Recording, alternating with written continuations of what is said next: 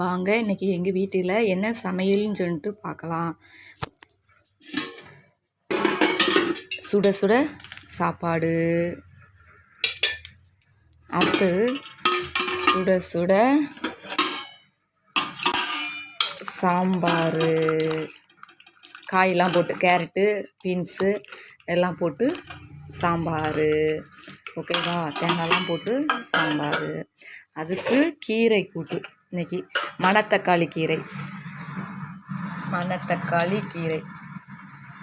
சிறுபருப்பு போட்டு பொரியல் மாதிரி பண்ணிட்டேன். அது எங்கள் வீட்டுக்காரருக்கு மட்டும். அடுத்தப்பறம் இன்னொன்று கவுச்சி வேணும் இல்லையா, சைடிஷ் வேணும் இல்லையா, அதுக்காக இன்னைக்கு காடை.